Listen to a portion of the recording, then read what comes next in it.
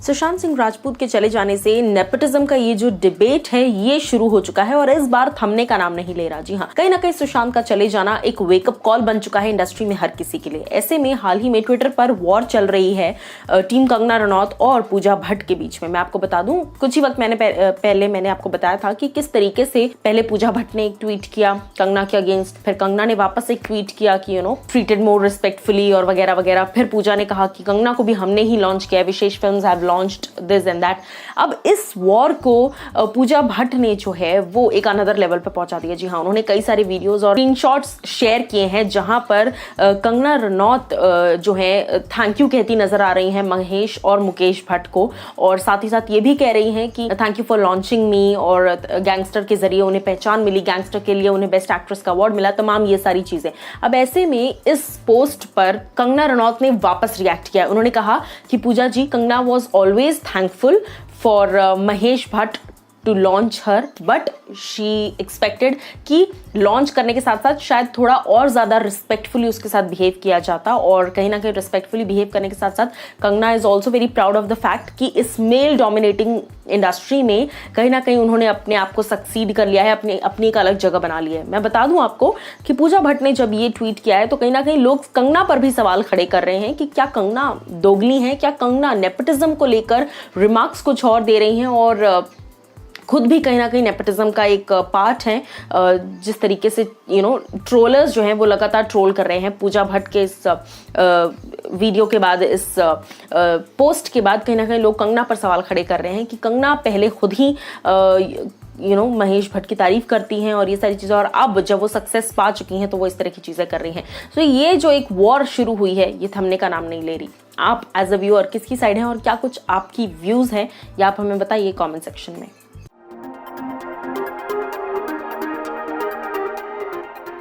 दिल बेचारा के ट्रैक ने रिलीज होने के 1 घंटे के अंदर अंदर रिकॉर्ड ब्रेक कर दिया है। जी हाँ, क्या रिकॉर्ड ब्रेक किया है चलिए आपको बताते हैं। Well hello guys, welcome to movies अड्डा। मैं हूं ज्योति नाहक।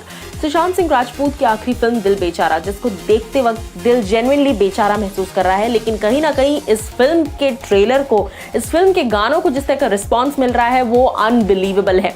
मैं आपको बता दूं कि ये गाना कुछ ही घंटों पहले रिलीज हुआ, लेकिन रिलीज होने के 1 घंटे में ये गाना 1 मिलियन प्लस लाइक्स जुटा चुका था। जी हाँ, ये एक रियल रिकॉर्ड है।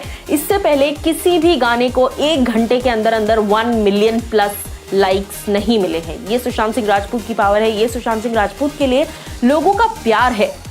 कहीं ना कहीं जिस तरीके से जो है चीज़ें हो रही हैं, ऐसे में लोगों का गुस्सा, इमोशन, प्यार सब कुछ उभर कर आ रहा है। मैं आपको बता दूं, इस वक्त अगर आप गाने को देखेंगे और इस वक्त अगर आप उसके रिकॉर्ड की बात करें तो हाईएस्ट नंबर ऑफ व्यूज, जी हाँ, महज 4 घंटे में ये गाना 5.5 मिलियन व्यूज तक पहुंच चुका है, जो कि बहुत बड़ा नंबर है अगेन।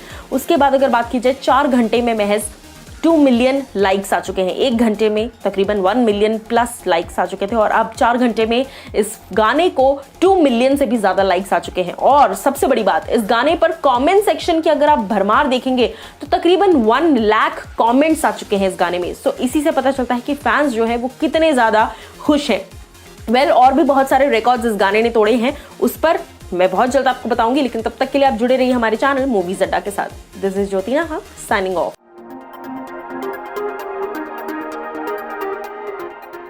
सुशांत सिंह राजपूत के मर्डर में हाथ हो सकता है दाऊद इब्राहिम का। जी हाँ, इस तरह का एक बड़ा बोल्ड स्टेटमेंट दे दिया है एक्स रॉ ऑफिसर एनके सूद ने। क्या है ये पूरी कहानी और क्या कुछ कहा है, चलिए आपको ये आर्टिकल भी दिखाते हैं और बताती भी हूँ। Well hello guys, welcome to movies अड्डा। मैं हूँ ज्योति नाहक।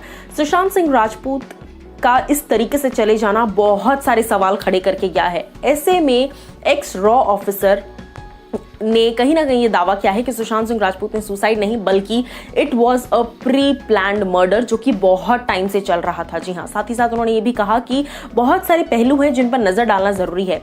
बात की जाए अगर सुशांत के नंबर चेंज करने की, इस तरह का कहना है कि बहुत टाइम से सुशांत को अंडरवर्ल्ड से यानी कि दाऊद इब्राहिम के जरिए कॉल्स आ रहे थे, जिस वजह से थ्रेटनिंग कॉल्स आ रहे थे, जिस वजह से बार बार उन्हें अपना नंबर चेंज करने की जरूरत पड़ रही थी। मैं आपको बता दूं कि ये भी कहा गया है कि दाऊद भले ही आउट ऑफ इंडिया हैं, इंडिया में नहीं रहते, लेकिन फिर भी मुंबई में उनके बहुत सारे ऐसे सेल्स हैं जो एक्टिव हैं और जो कहीं ना कहीं कनेक्शन बनाकर रखे हुए हैं और वो अपना काम लगातार मुंबई में करते रहते हैं। इसके साथ साथ मैं आपको बता दूं कि अंडरवर्ल्ड और बॉलीवुड का कनेक्शन अभी से नहीं बल्कि 90s से या उससे पहले से चलता आ रहा है, जिस पर अभी तक रोक नहीं लगी है। बॉलीवुड जो है वो लगातार, बॉलीवुड के कुछ ऐसे नाम हैं जिनका नाम रिवील नहीं किया गया, लेकिन कुछ ऐसे लोग हैं जो कंटिन्यूसली जाते हैं और दाऊद इब्राहिम के कॉन्सर्ट्स हों या उनके टीम के जरिए अरेंज किए गए इवेंट्स पर जाकर परफॉर्म करते हैं और वहाँ से जो पैसा इकट्ठा होता है वो पैसा जाता है ISIS की फंडिंग के लिए। सो कहीं ना कहीं ये चीज़ें जो है बहुत लिंक्ड है, ऐसा इस आर्टिकल में कहा गया है जो मैं आपको बता रही हूँ। और उसके साथ साथ मैं आपको ये भी बता दूँ कि ये कहा जा रहा है, जो एक्स रॉ ऑफिसर हैं उन्होंने इस बात को भी कहा है कि कहीं ना कहीं सुशांत सिंह राजपूत के घर के cameras, CCTV cameras last moment पर ऑफ हो जाना, जिस दिन उनकी डेथ हुई, उसके बाद घर की एक्स्ट्रा कीज मिसिंग होना बहुत सारे सवाल खड़े करता है। और कहीं ना कहीं ये चीजें जो है बहुत इंटरलिंक्ड है। Bollywood is still linked with underworld और अंडरवर्ल्ड के प्रेशर बहुत टाइम से आ रहे थे, उनको बहुत सारे थ्रेटनिंग कॉल्स आ रहे थे। उसके साथ साथ उन्होंने एक और सवाल खड़ा किया है संदीप सिंह पर। जी हाँ, उन्होंने इस बात को कहा है लिटरली कि नौकर जो है भले ही उन्हें सब कुछ पता था कि क्या कुछ होने वाला है या क्या हो रहा है, लेकिन Sandeep Singh was the person जो कंटिन्यूसली इस चीज से लिंक्ड थे। और संदीप सिंह वो इंसान थे जो सुशांत के काफी करीब थे और सुशांत की हर गतिविधि का, हर एक्टिविटी की इंफॉर्मेशन अगर कोई बाहर तक पहुंचा रहा था तो वो संदीप सिंह थे। उसके साथ साथ उन्होंने ये भी कहा कि संदीप सिंह बहुत सारे सवालों के घेरे में है इस वक्त और कहीं ना कहीं इस पूरे प्लान मर्डर में संदीप सिंह ने बहुत जबरदस्त तरीके से बिट्रे किया है सुशांत सिंह राजपूत को। उसके अलावा रिया चक्रवर्ती पर भी कई सवाल खड़े किए गए हैं कि महेश भट्ट के कहने पर क्यों रिया चक्रवर्ती इस कठिन सिचुएशन में, जबकि वो जानती थी कि सुशांत सिंह राजपूत किन चीजों से गुजर रहे हैं, क्यों ऐसी सिचुएशन में रिया चक्रवर्ती उनको छोड़कर चली गई। ये सारे सवाल बहुत ही ज्यादा अहम है और कहीं ना कहीं एक तरीके से एक्स रॉ ऑफिसर एनके सूद ने इल्जाम नहीं बल्कि कंफर्म ये कह दिया है कि it is a planned murder linked with underworld and it is a well pre-planned murder। So आप as a viewer क्या कुछ कहना चाहते हैं, इस आर्टिकल को देखिए, इन बातों पर गौर कीजिए और फिर as a viewer आपकी क्या ओपिनियन है इस चीज पर, या आप हमें बताइए कमेंट सेक्शन में। और हम भी इस चीज की उम्मीद करते हैं कि CBI इंक्वायरी हो और निष्पक्ष तरीके से जांच हो इस पूरे मामले की। दिस इज ज्योतिना हक साइनिंग ऑफ।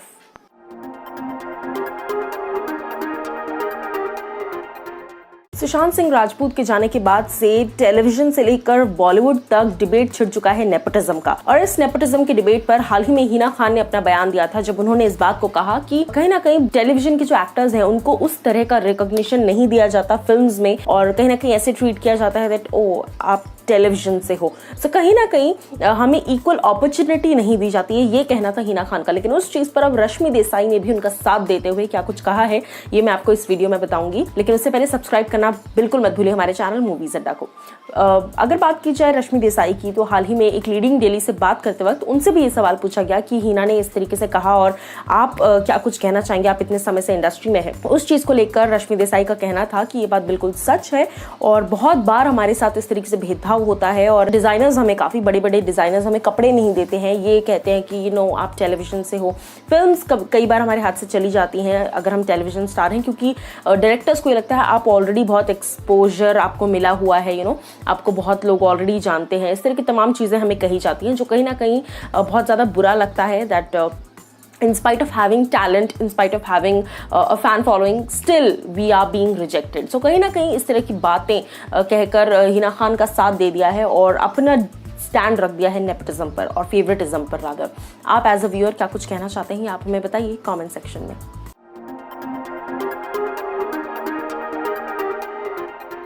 बॉलीवुड के कई बड़े सितारे जो हैं वो चाइनीज फोन्स के ब्रांड एम्बेसडर है, चाहे बात की जाए ओप्पो की, वीवो की, MI की, रियलमी, ये सभी ब्रांड्स जो हैं कहीं ना कहीं चाइना के हैं। अब ऐसे में बात की जाए कार्तिक आर्यन की, तो हाल ही में उन्होंने एक बहुत बड़ी डील को नो कर दिया है। जी हाँ, कौन सी डील है ये मैं आपको बताती हूँ इस वीडियो में।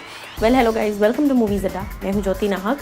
कार्तिक आर्यन जो कि ओप्पो के ब्रांड एम्बेसडर हैं, उन्होंने हाल फिलहाल में ओप्पो की एक बहुत बड़ी करोड़ों की डील को उन्होंने रिजेक्ट कर दिया है। उन्होंने उस प्रोडक्ट का ब्रांड एम्बेसडर होने से मना कर दिया है और साथ ही साथ उन्होंने कहा है कि वो ऐसी किसी भी इंडोर्समेंट को सपोर्ट नहीं करेंगे। तो कहीं ना कहीं यहाँ पर एक क्लियर स्टैंड नजर आ चुका है।